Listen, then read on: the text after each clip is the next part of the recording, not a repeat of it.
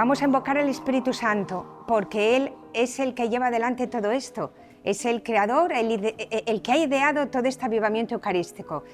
Por eso yo quiero decir en el nombre del Padre, del Hijo y del Espíritu Santo. Ven, Espíritu Santo, llena los corazones de tus fieles y enciende en ellos el fuego de tu amor. Envía, Señor, tu Espíritu, y todo será creado, y renovarás la faz de la tierra. Dios te salve María, llena eres de gracia, el Señor es contigo. Bendita tú eres entre todas las mujeres, y bendito es el fruto de tu vientre, Jesús.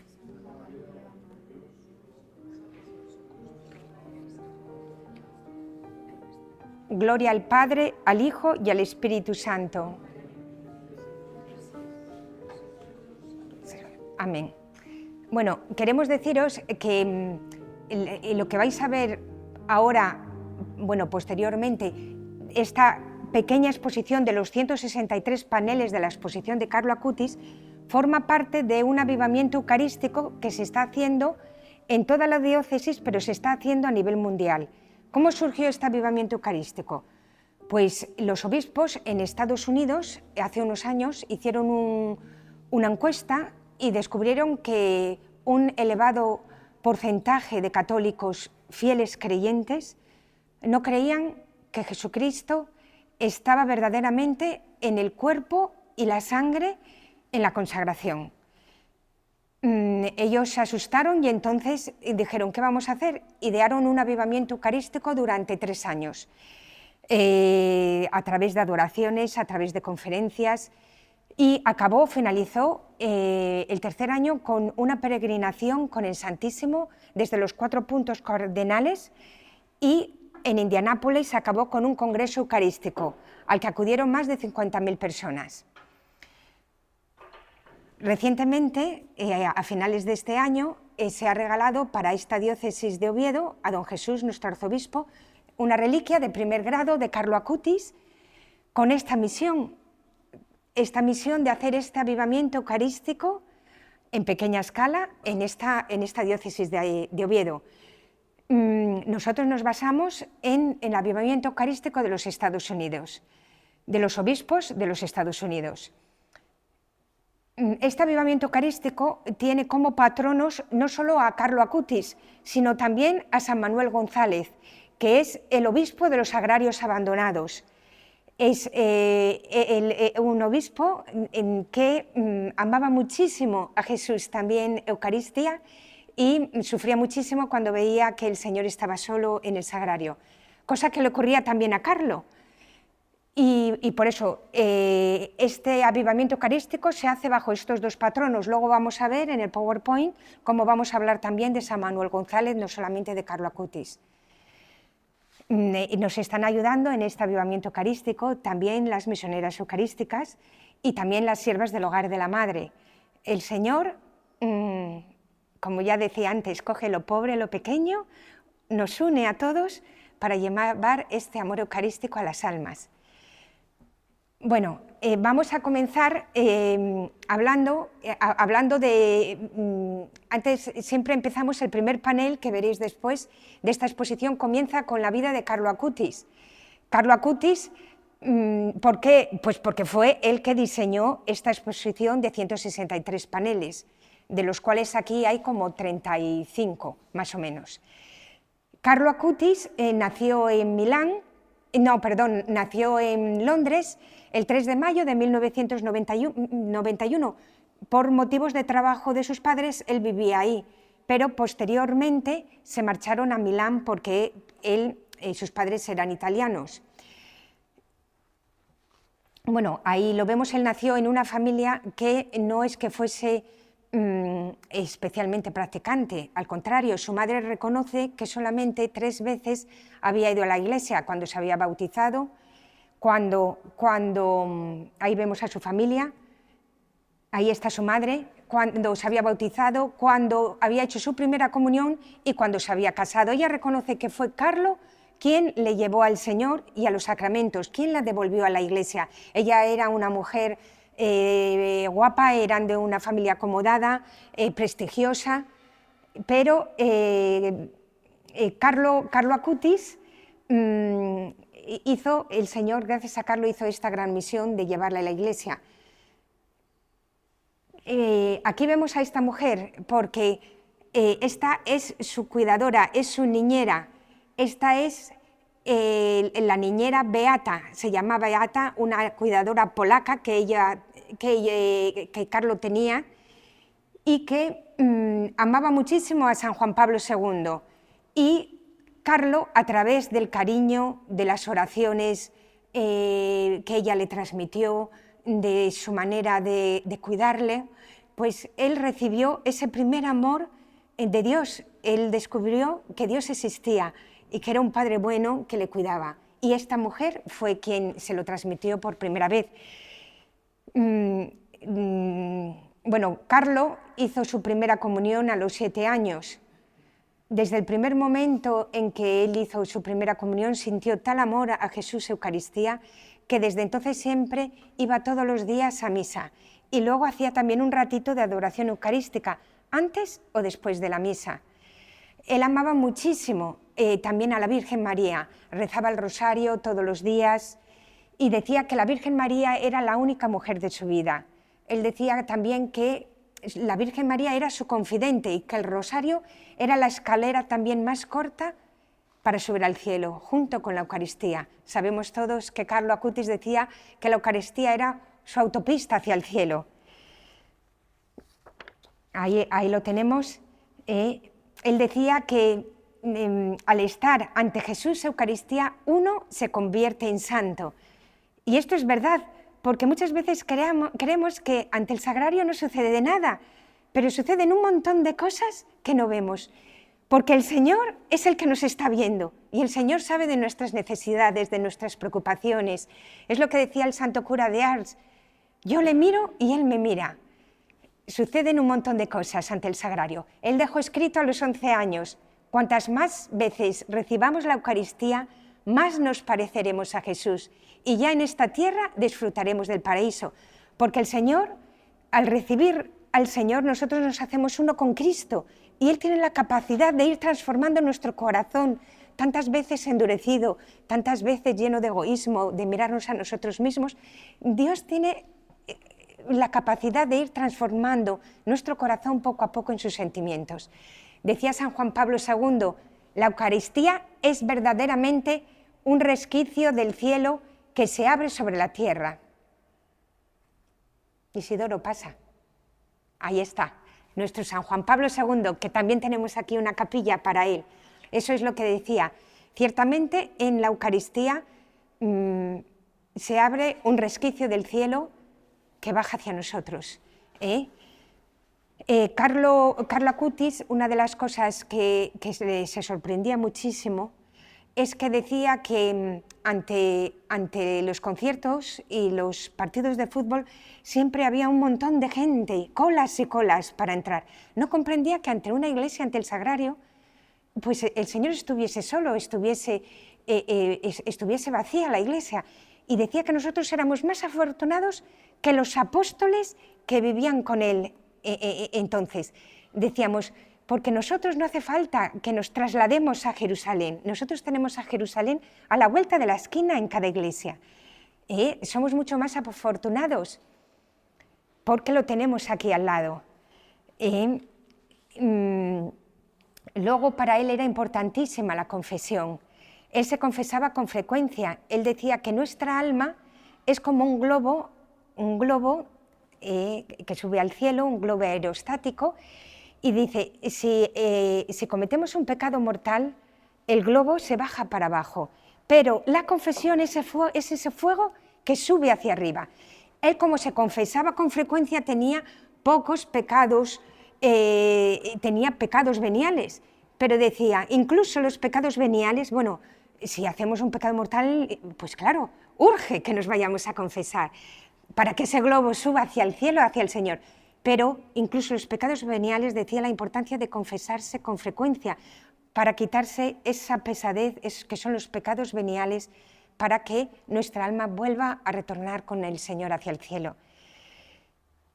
Él, Carlo Acutis, tenía un don tenía un don, porque hablamos de que él hizo esta exposición a los 15 años, fue cuando él falleció. Ya tenía hecha la exposición y más exposiciones. Tenía otra de la Virgen María, tenía muchísimos estudios que saldrán a la luz posteriormente, pero Carlo Acutis tenía un don que era un experto en informática. Todo don que Dios nos da está en función de los otros, no es un don para nosotros mismos. Y eso lo entendió perfectamente Carlo. Él diseñó toda esta exposición porque quería que el mundo supiese que Cristo estaba vivo en la Eucaristía. Y principalmente él quería llevar a sus amigos a la Eucaristía. Les decía a sus amigos que Dios tenía un proyecto desde siempre para cada uno de ellos, porque Carlos sufría muchísimo cuando veía que sus amigos utilizaban las redes informática pues para caer en pornografía o para caer en cosas que les dañaban a ellos mismos. Y decía, eso es traicionar el plan que Dios tiene para vosotros. Y decía, tenemos aquí una diapositiva que decía, nuestra meta,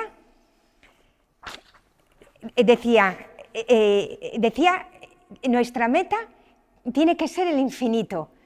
El infinito es nuestra patria, desde siempre nos esperan en el cielo, porque nosotros estamos llamados a la vida eterna, no estamos hechos y creados para esta tierra, nosotros estamos hechos para el cielo.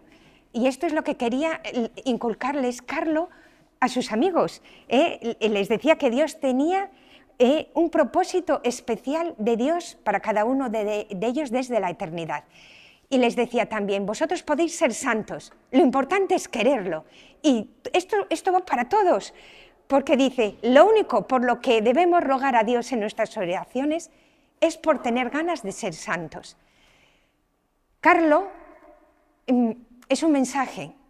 Nosotros no estamos aquí principalmente por Carlo. Carlo es un instrumento. Carlo tiene una misión que es doble. Primero, es esta llamada a la santidad a la que todos estamos llamados. Y segundo, es que Carlo quería que supiéramos que Dios existe, que Dios es un Padre bueno y que está vivo. Cristo, el Hijo de Dios, está vivo en la Eucaristía. Este es el mensaje de Carlo, que quiere que nos enteremos. Porque todos estamos llamados a la santidad. Aquí tenemos a San Juan Pablo II de nuevo, que dice, todo comienza con un sí, igual que la Virgen María. El sí de la Virgen María fue fundamental para que Cristo se encarnase, tomase carne en un cuerpo, gracias al sí de la Virgen. Y a eso estamos llamados todos nosotros, a poder dar ese sí al Señor, para que el Espíritu Santo actúe en nosotros y pueda hacer de nosotros imágenes de Cristo, con los sentimientos del corazón de Cristo. Eso es un cristiano y esa es la santidad, a eso estamos llamados, decía Carlo. La santificación no es un proceso de suma, no es un proceso de cumplimientos, no es un proceso de normas, sino es un proceso de resta. Menos yo para hacer espacio para Dios, menos yo olvidarnos de nosotros mismos y más el Señor, más el Espíritu Santo para dejarle obrar y que Él actúe. Pues a eso estamos llamados. Decía también aquí este gran santo, San Manuel González, decía, olvídate de ti, fomenta mucho la alegría interior y habla mucho y muy afectuosamente con Él que está en el sagrario por ti. También nos invita San Manuel González de acudir al sagrario, a poder pedir al Señor que nos ayude en todo lo que necesitamos y que nos dé ese corazón eucarístico y poder amar al Señor. Bueno, Carlo sufría cuando veía que sus amigos no dejaban brotar los dones que el Señor tenía para cada uno de ellos, porque él decía que todos nacemos como originales. Dios tiene, yo me emociono, pero es que Dios tiene un proyecto único para cada uno de nosotros y depende de nosotros, en nuestra libertad, dejar que el Señor actúe, que obre en nosotros. Y por eso él sufría, veía como muchos amigos no dejaban que ese proyecto de Dios pues culminase y morían como fotocopias, todos iguales, siguiendo los dictados del mundo. Bueno, este es el kit de santidad que todos saben, cómo él acudía a misa diariamente, también a la comunión, rezaba el rosario, la lectura de la palabra de Dios, la lectura de la palabra de Dios, que es Cristo mismo quien nos habla, a nuestra historia concreta, a nuestro sufrimiento concreto, a lo que necesitamos. Qué importante es la palabra de Dios, la confesión frecuente y el servicio a los pobres, el servicio a los demás, que veremos posteriormente, que esto lo tenía muy en comunión con San Francisco de Asís, ese servicio a los pobres. Carlo Acutis tenía un gran amor, como él decía, a este gran santo, a San Francisco de Asís. En esta diapositiva, él cuando murió, dijo que yo estoy contento de morir, porque he vivido mi vida sin malgastar ni un minuto de ella en cosas que no le gustan a Dios. Ojalá todos podamos decir lo mismo. Ojalá cristianicemos nuestro tiempo. Ojalá dediquemos nuestro tiempo a las cosas de Dios, a las cosas del cielo.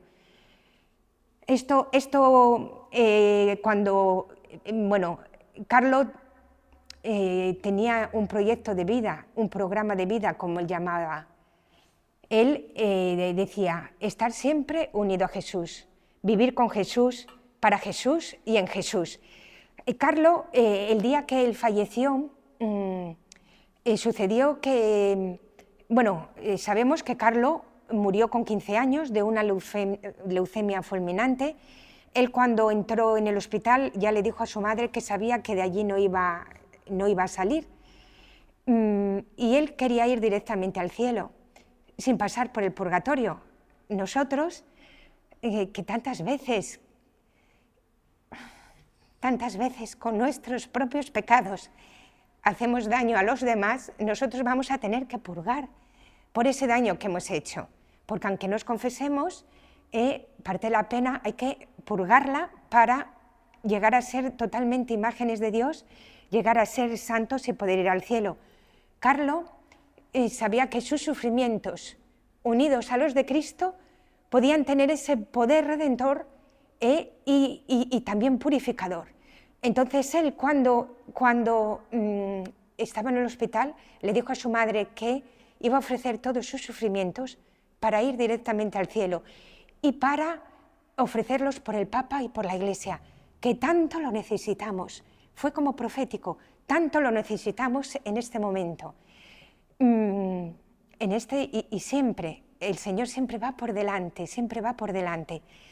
Entonces, Carlo, el día que murió, la iglesia, el día de su funeral, estaba llena de gente, pero no de gente rica y adinerada, que bueno, también lo sabría, pero había muchísimos pobres, mendigos, indigentes, gente que sus padres no conocían.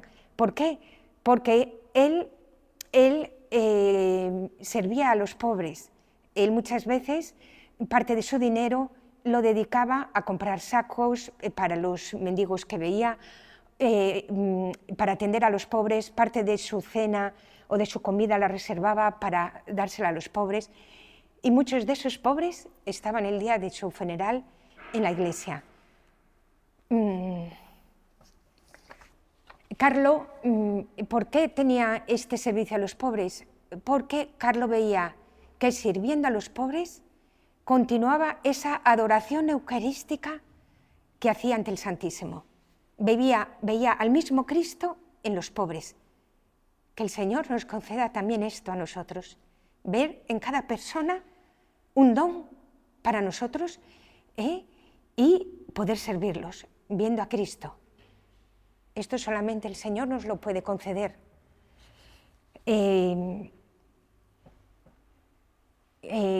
Por eso Carlo amaba muchísimo a San Francisco de Asís. Por eso él pidió que fuese enterrado allí en el Santuario del Despojo, donde está actualmente, en Asís. Carlo fue beatificado el 10 de octubre del 2020. Bueno, primero fue reconocido como venerable. Para ser reconocido como venerable, la Iglesia tiene que reconocer que ha vivido, en primer lugar, las virtudes de la fe, esperanza y caridad de modo heroico, extraordinario. Luego, para ser beatificado, se tiene que cumplir por su intercesión un milagro. Y luego tiene que, para ser canonizado, que va a ser canonizado este 27 de abril, se tiene que realizar por su intercesión un segundo milagro. Siempre es por la intercesión de una persona, porque el que hace el milagro siempre es Dios. Bueno, vamos a hablar ahora de la Exposición Internacional de los Milagros Eucarísticos que creó y diseñó Carlo Acutis. Esta exposición consta de 163 paneles que ha recorrido los 5 continentes, ha visitado miles de parroquias, ha sido pedida por conferencias episcopales de Vietnam, Filipinas, ha estado en basílicas de Guadalupe, de Lourdes, de Fátima, bueno, en muchísimos sitios, haciendo un gran bien. Aquí tenemos una pequeña exposición de 35 paneles y vamos a ver principalmente, ¿pero qué es un milagro eucarístico? ¿Qué es un milagro eucarístico? Pues un milagro significa que se produce una intervención de Dios. Eucaristía tiene que ver con la Eucaristía. ¿Qué es un milagro eucarístico? Pues son intervenciones prodigiosas de Dios que Dios hace para confirmar nuestra fe en la presencia real del cuerpo y la sangre de Cristo en la Eucaristía. Esa es la finalidad por la que Dios hace un milagro eucarístico. Pero el milagro eucarístico se produce todos los días en la Santa Misa, en el momento de la transustanciación, en el momento en que el sacerdote dice las palabras en nombre de Cristo: este es mi cuerpo y esta es mi sangre que será derramada por muchos. En ese momento se produce el milagro de la transustanciación. El cuerpo se convierte, el pan consagrado se convierte en el cuerpo de Cristo y el vino se convierte en la sangre de Cristo. ¿Qué sucede en un milagro eucarístico? Sucede en un milagro eucarístico que hay veces que Dios concede que el cuerpo se transforme en verdadera carne y la sangre de Cristo ya se transforme en sangre como la nuestra y se hace visible a los ojos, porque en la Santa Misa no se hace visible el cuerpo de Cristo, seguimos viendo apariencia de pan, y la sangre de Cristo seguimos viendo apariencia de vino, pero solo es una apariencia, porque es realmente el cuerpo de Cristo y la sangre de Cristo. Entonces decía San Juan Pablo II, vuelve de nuevo San Juan Pablo II, la Eucaristía es alguien, no es algo. La Eucaristía es verdaderamente Cristo presente entre nosotros. El primer milagro eucarístico del cual tenemos conocimiento es el milagro del anciano en Italia, que se produjo en el año 750. En este milagro eucarístico, que se produjo porque un sacerdote dudó en el momento de la consagración que fuese cierto que por las palabras que él pronunciaba, el pan se convirtiese verdaderamente en el cuerpo de Cristo y el vino se convirtiese verdaderamente en la sangre de Cristo, el Señor, en su misericordia, para que este sacerdote tuviese la certeza de que esto era cierto, ocurrió que el pan consagrado se convirtió en verdadera carne y el vino consagrado, que ya es la sangre de Cristo, se coaguló en 5 grumos de sangre. Vamos a verlo aquí, ¿veis? Los 5 grumos de sangre. 5 grumos que pesan 15,85 gramos. Y sucede una cosa también muy curiosa, porque si pones en una balanza un grumo y en otra balanza los 4 grumos, pesan lo mismo. Si pones en una balanza 2 grumos y en la otra balanza 3 grumos, pesan siempre lo mismo. ¿Qué quiere decir esto? Que cuando el sacerdote parte el pan consagrado en varias partes, no es que Cristo se rompa en partes, sino que Cristo está vivo en cada parte, entero, con su cuerpo, sangre, alma y divinidad. Este milagro eucarístico del anciano del año 750, en 1971, se encargó, bueno, porque estamos hablando, que no lo dije antes, de milagros eucarísticos reconocidos oficialmente por la Iglesia. ¿Qué quiere decir esto? Que científicos de reconocido prestigio han estudiado qué es esta carne y qué es esta sangre. Lo han estudiado. Entonces, en los años, en 1971, al doctor Linoli se le encargó que hiciese los estudios científicos de este milagro. ¿Y qué descubrió? Pues descubrió lo mismo que descubrieron posteriores científicos en distintos años con distintos milagros eucarísticos. Siempre son las mismas conclusiones científicas. Se trata siempre de sangre humana, carne humana, proceden las dos del grupo sanguíneo AB, es un grupo sanguíneo que es mayoritario en Oriente Medio. Sabemos que Cristo procedía de Oriente Medio. Luego coincide con el grupo sanguíneo de la Sábana Santa de Turín y del Santo Sudario de Oviedo. Luego sabemos que la sangre tiene todos los componentes que pertenecen, todos los componentes de la sangre fresca. Nosotros sabemos que cuando la sangre, al cabo de un tiempo, hacemos un análisis, al cabo de un tiempo, esos componentes, al cabo de días, cambian. ¿Qué sucede? Que esto está como si fuese recientemente extraída de un análisis de sangre fresca. Estamos hablando que este análisis se han hecho después de 1000 y pico años. Esto fue en el 750 el milagro y estos análisis se hicieron en 1971. En cuanto a la carne, ¿qué descubrieron? Que se trataba de tejido de miocardio de corazón, en concreto del ventrículo izquierdo de corazón. A mí siempre que digo esto me sobrecoge porque es súper impresionante. Impresionante. Bueno, en los años posteriormente este mismo milagro del anciano, la Organización Mundial de la Salud quisieron posteriormente, en 1973, después de más de 500 exámenes, que durante 15 meses estuvieron analizando de nuevo este milagro y llegaron a las mismas conclusiones. Incluso llegaron a decir que se trataba de un tejido vivo. Y luego, otro de los milagros es que es patente la conservación de todos estos milagros cuando están expuestos, después de más de 12 siglos, a agentes físicos, atmosféricos y biológicos.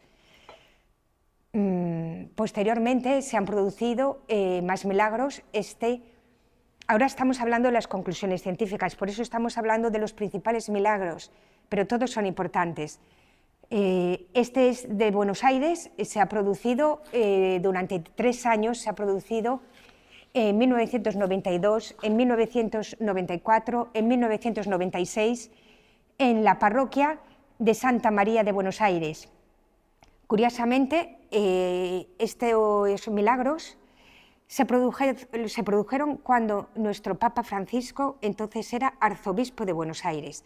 Él mandó a un científico, el doctor Castañón, era un científico que no era creyente, él era totalmente ateo, y le mandó que hiciese los análisis de esta muestra. Bueno, ¿qué había sucedido? Vamos a explicar un poquito porque también es importante explicar un poquito la historia de este milagro.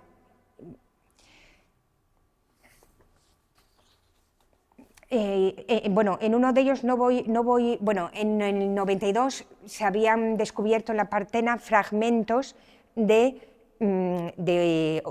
del cuerpo de Cristo, de hostia consagrada, y habían descubierto parte de sangre. Luego, en el 96 se había caído una de las hostias consagradas, y entonces lo que mandan los cánones es que cuando se cae lo pusiesen en un recipiente con agua destilada para que se descomponga.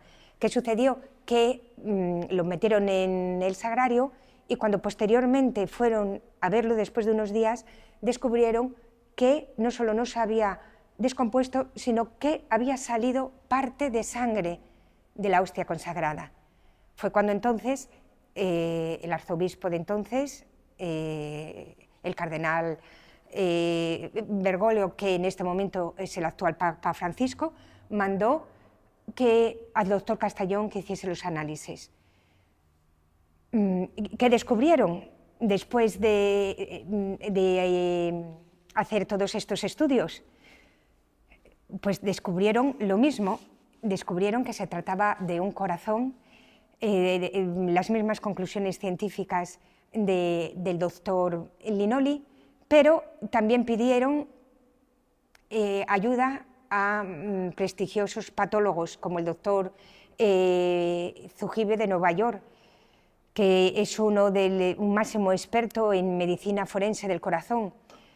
Descubrieron que se trataba de miocardio, del ventrículo izquierdo, y descubrieron que se trataba de un corazón que había sufrido muchísimo.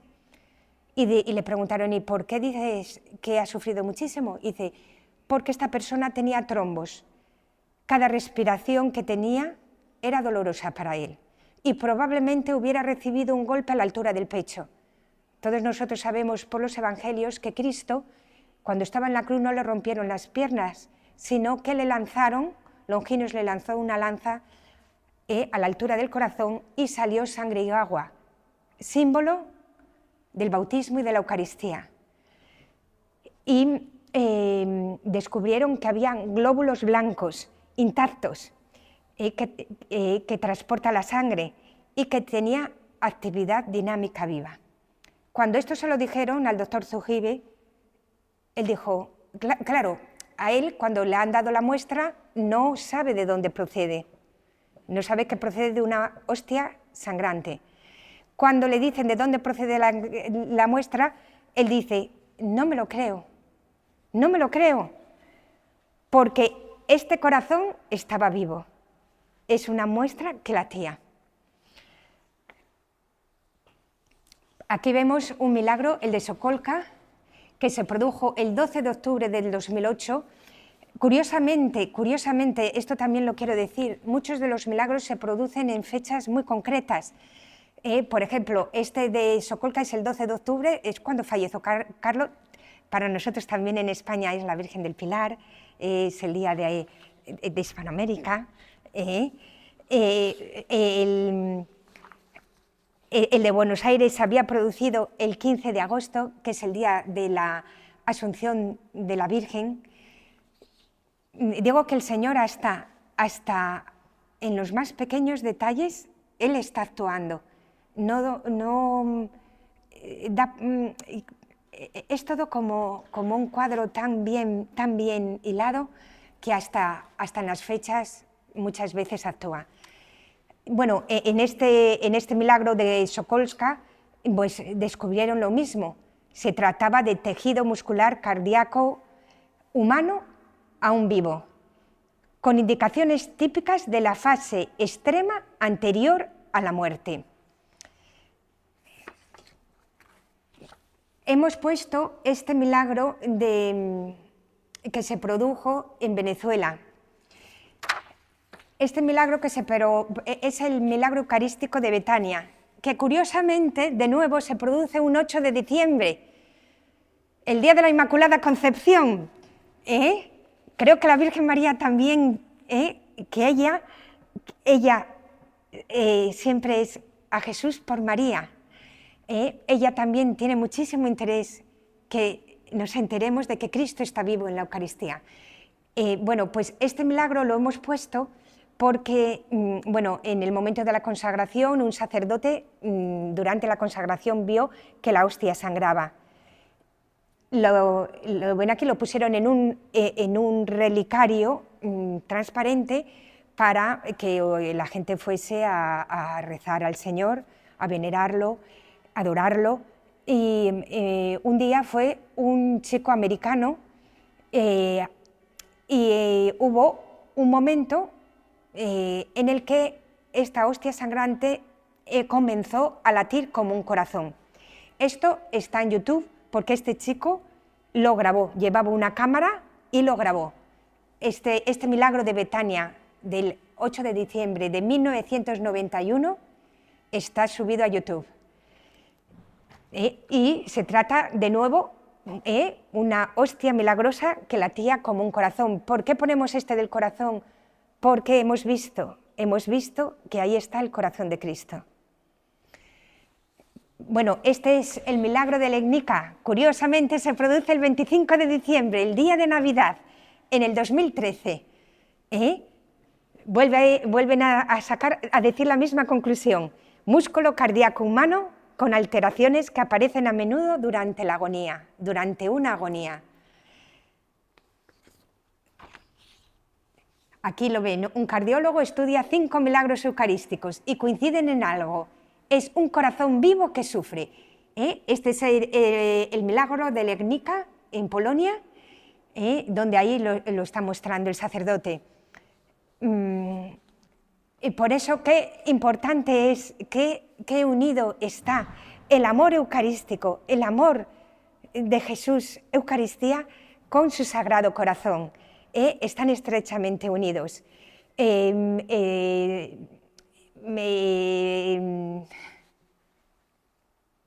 Santa Margarita María de Alacoque había tenido unas visiones del Sagrado Corazón de Jesús. Jesús le había mostrado su corazón, le decía, he aquí este corazón que tanto ha amado a los hombres. Y dice también, decía, Isidoro, y dice que no se ha ahorrado nada hasta extinguirse y consumarse para demostrarle su amor. Cómo este amor eucarístico, este amor, este Sagrado Corazón, también nos está pidiendo de nosotros que le amemos, que le amemos.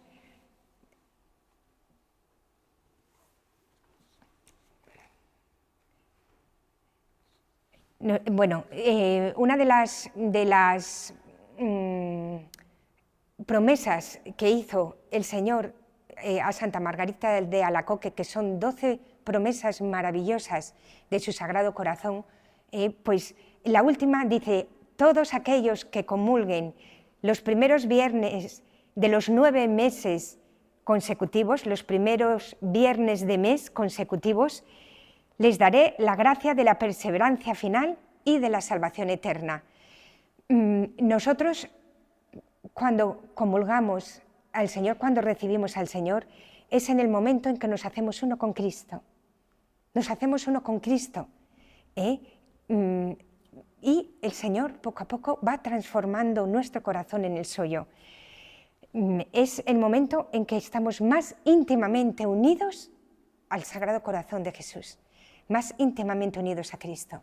Ojalá el Señor nos conceda poder amar este corazón eucarístico, nos conceda este amor que Carlo tenía a Jesús Eucaristía, a su Sagrado Corazón. Vamos a poner primero el anterior, el siguiente, el de Tisla. Este milagro, a mí me gusta especialmente este milagro de Tisla, que se produjo, bueno, el 12 de octubre,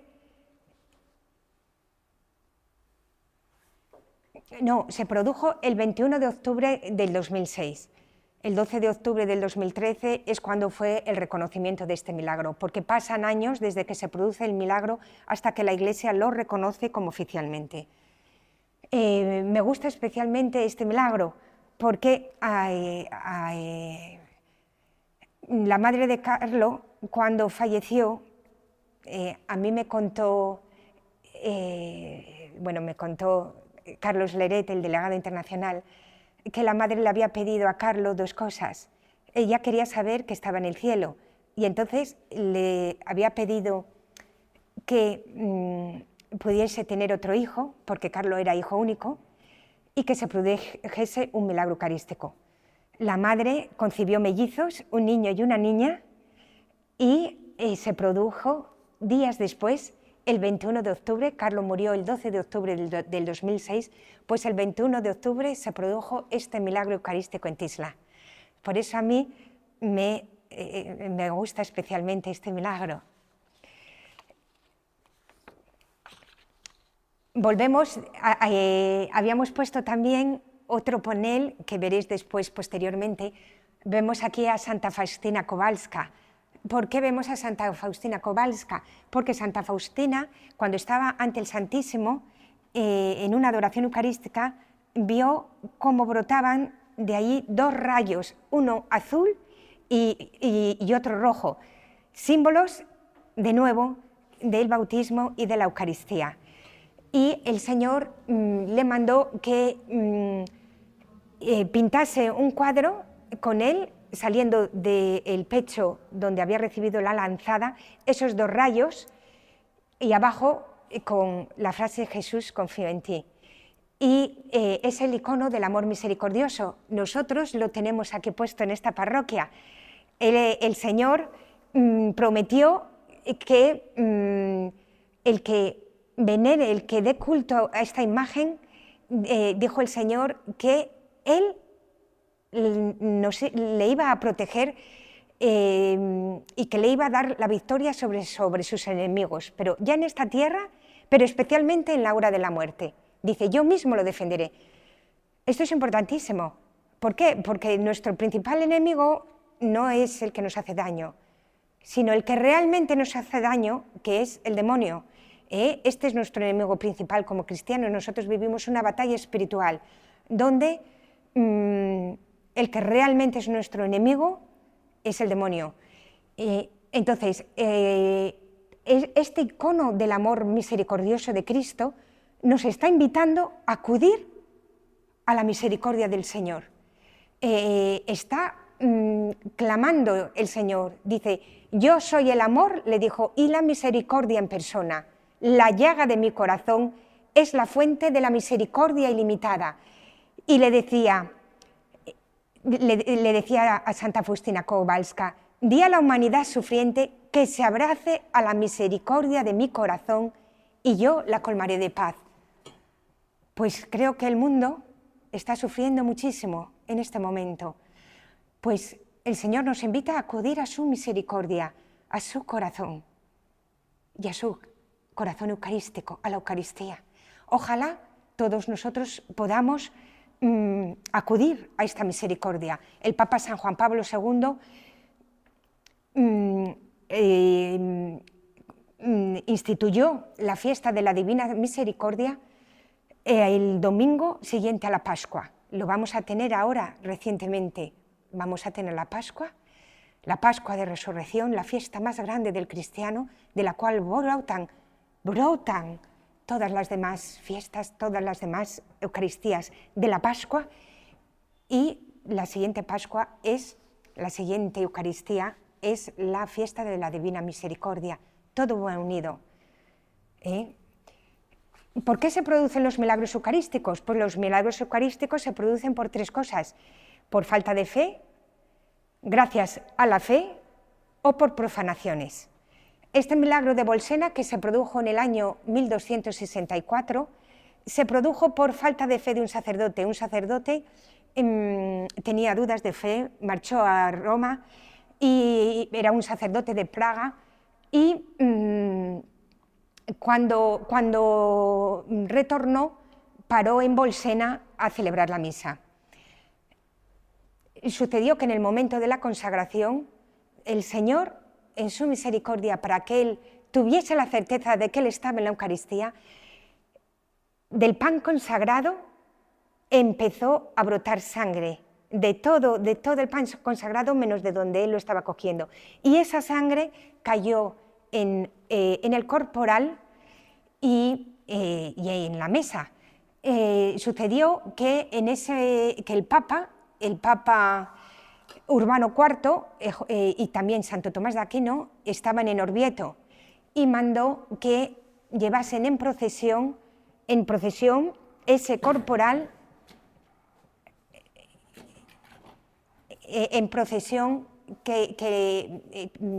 que lo llevasen ese corporal en procesión. Esto fue ya no el origen, porque ya la procesión del Corpus Christi ya se hacía a nivel local en Bélgica, en Lieja, pero esto fue lo que ya el Papa hizo, que extendiese la fiesta del Corpus Christi a la Iglesia Universal. En ese momento también el Papa Urbano IV mandó a Santo Tomás de Aquino que compusiese esos cantos tan maravillosos que tenemos todavía y que cantamos en la adoración.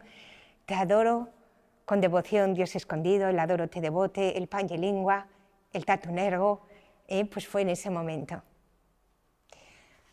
Este milagro de Santarém se produjo por una profanación. Se produjo en el año 1247 en Portugal, y en Portugal se trataba de una mujer que tenía celos de su marido. Entonces acudió a una hechicera y le dijo que la bruja, la hechicera, le dijo que iba a hacerle un filtro de amor, pero para eso necesitaba una hostia consagrada. Entonces ella fue a comulgar, profanació el cuerpo de Cristo, lo envolvió en un paño, y ya de camino a su casa vio que el paño estaba húmedo. Cuando llegó a su casa lo abrió y vio que de la hostia consagrada brotaba sangre. Por miedo a su esposo y a la situación, lo metió en un armario, en un cajón, y no le dijo nada a su marido.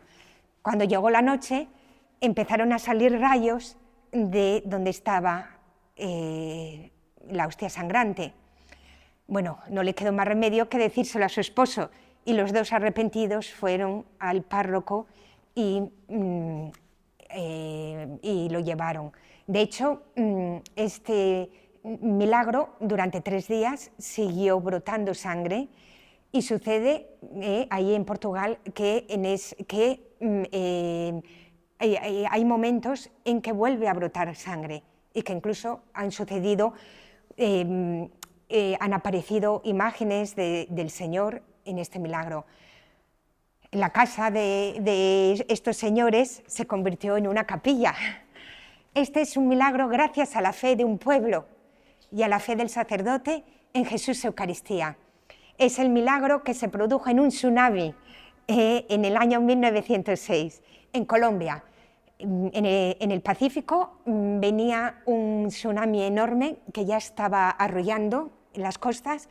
Entonces el pueblo, junto con el sacerdote, cogieron el Santísimo en la custodia y bajaron a la playa rezando, clamando al Señor que tuviese misericordia y que les salvase.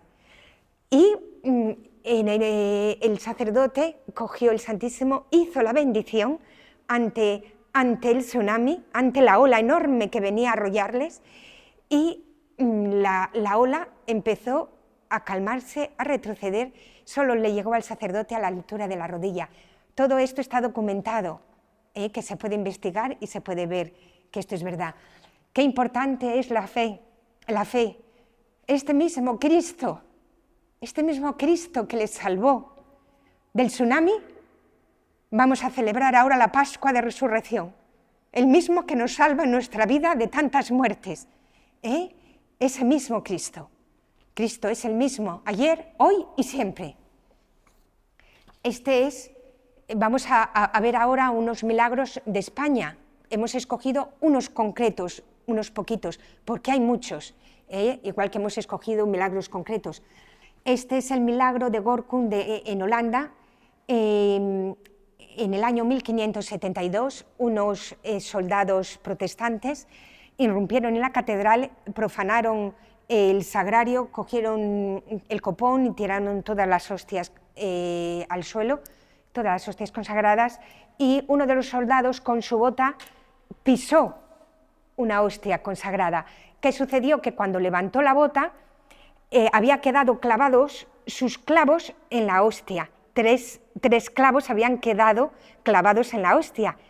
Y cuando la levantó, de esos 3 orificios empezó a brotar sangre. Este milagro eucarístico se regaló al rey Felipe II y por eso lo encontramos en el Escorial. Tenemos el regalo de poder también ir a rezar al Señor. Este es un milagro en Ocebreiro, en Galicia, en el año 1300. Se trata aquí por la falta de fe de un sacerdote y gracias a la fe de un hombre que se llamaba Juan Santín. Este hombre iba a misa todos los días. Ocebreiro queda en lo alto de un monte, es uno de los puntos donde comienza uno de los rutas del Camino de Santiago, y para subir ahí pues había que caminar, y ese era un día de muchísima ventisca, un día que hacía malísimo. Entonces el sacerdote dijo: con el tiempo y el temporal que hace malísimo, este frío, esta ventisca, no va a venir nadie a misa, si es que no merece la pena. ¿Qué sucedió? Que este hombre, Juan Santín, fue, y en el momento de la consagración, el cuerpo de Cristo se convirtió en carne y la sangre se convirtió en sangre que comenzó a brotar fuera del cáliz.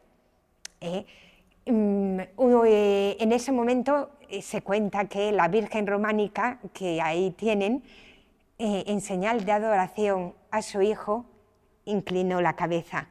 Qué importante la Virgen María.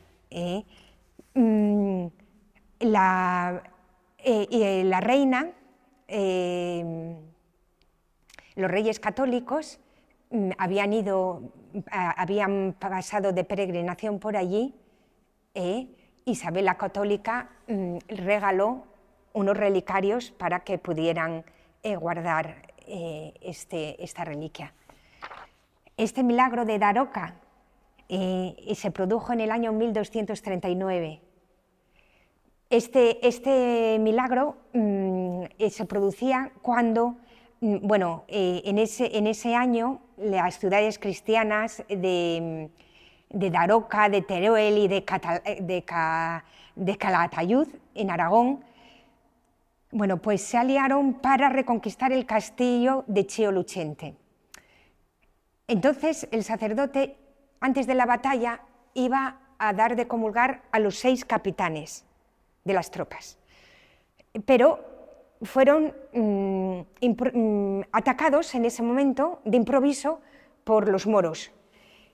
El sacerdote ya había pasado la consagración, guardó las hostias consagradas en un paño y lo guardó pues debajo de una piedra para que no lo profanasen. Ganaron la batalla, ganaron en ese momento la batalla, y los 6 capitanes, en acción de gracias, quisieron comulgar.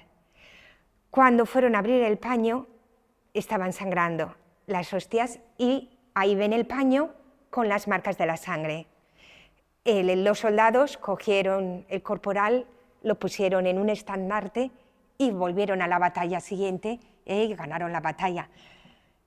Con el Señor podemos ganar todas las batallas, no solo la de Daroca, sino todas las batallas de nuestra vida, con el Señor, con nosotros, que es nuestro mayor defensor.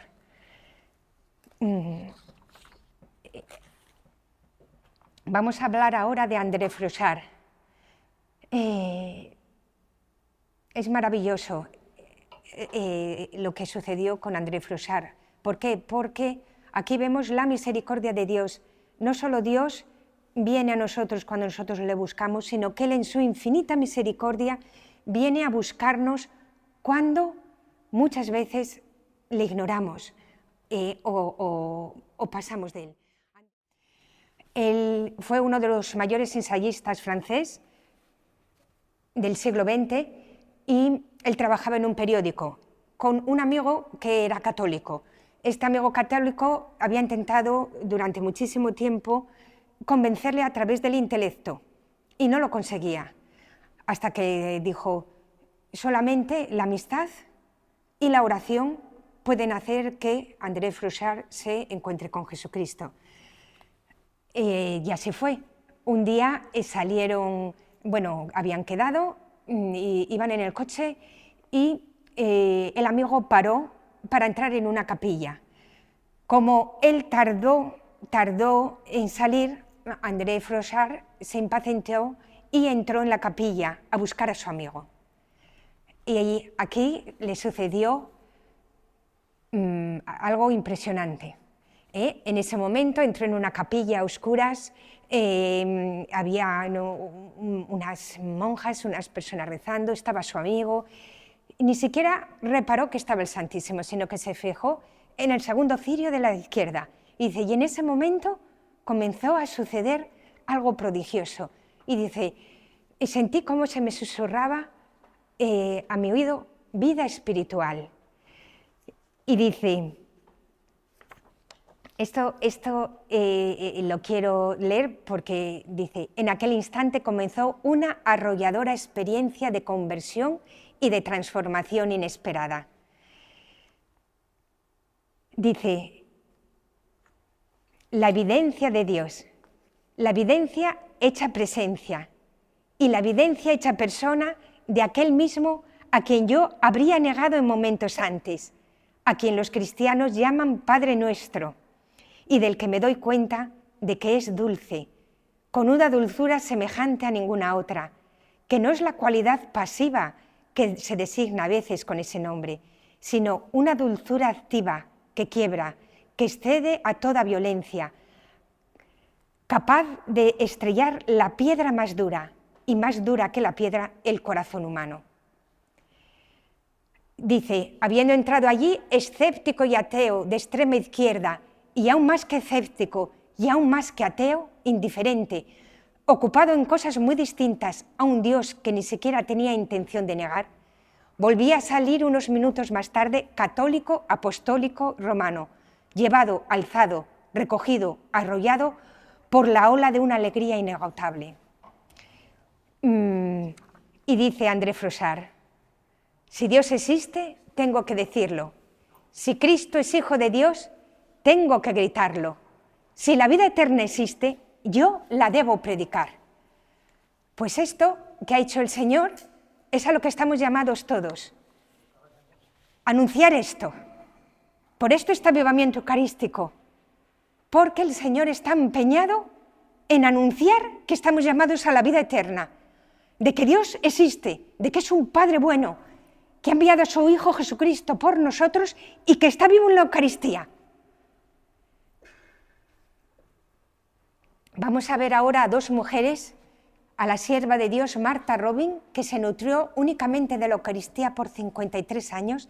Ella tenía un problema, una enfermedad que no podía comer y durante 53 años se estuvo nutriendo solamente de la Eucaristía. Y vamos a ver también a la beata Alessandrina da Costa, que ella vivió también 13 años solo consumiendo la Eucaristía.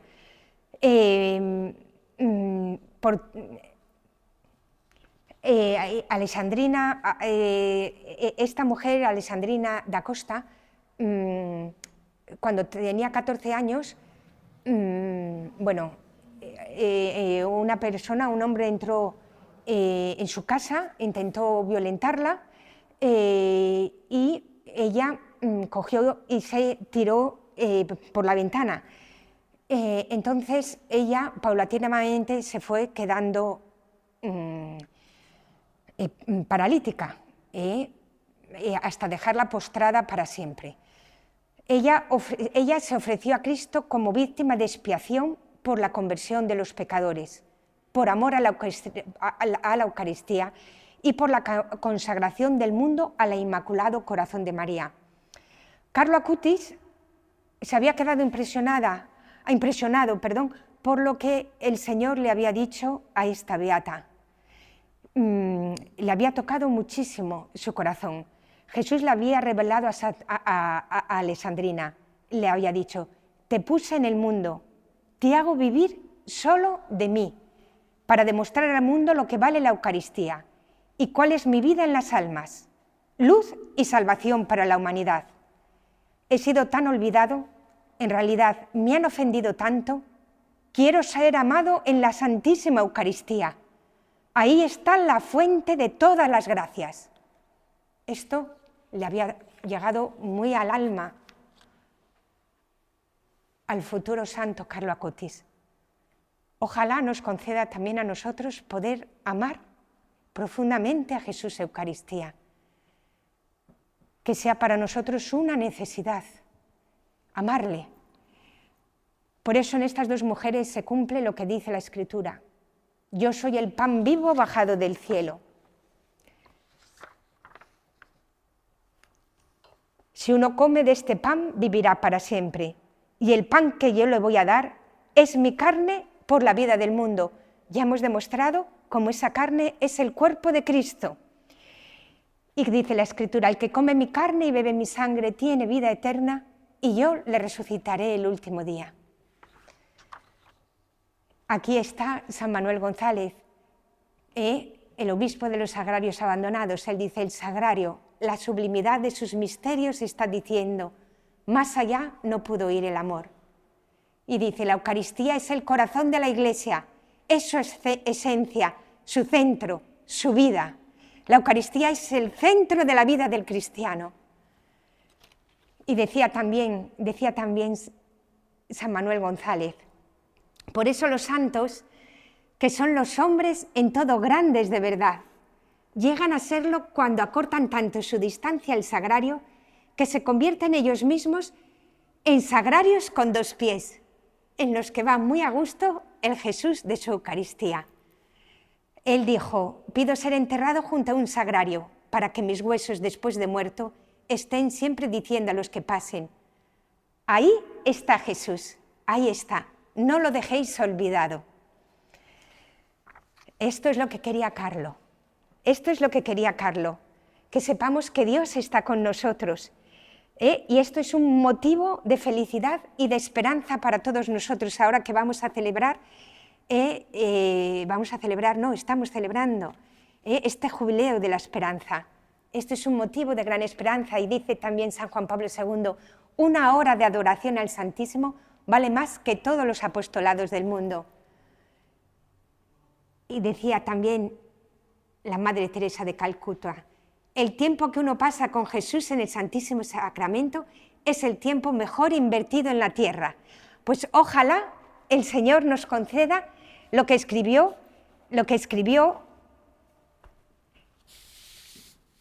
Santo Tomás de Aquino en su canto Adoro te devote: memorial de la muerte del Señor, pan vivo que das vida al hombre, concede a mi alma que de ti viva y que siempre saboree tu dulzura. A todos los amigos de María Visión les deseo que Carlo Acutis, por su intercesión, él nos conceda poder amar a Jesús Eucaristía, que sea realmente el centro de nuestra vida, que podamos tener ese amor eucarístico que él tenía. Muchísimas gracias.